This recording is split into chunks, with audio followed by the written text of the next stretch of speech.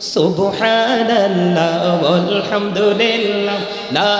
ইলাহা ইল্লাল্লাহ সুবহানাল্লাহ ওয়ালহামদুলিল্লাহ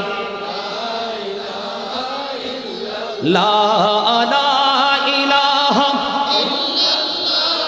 লা ইলাহা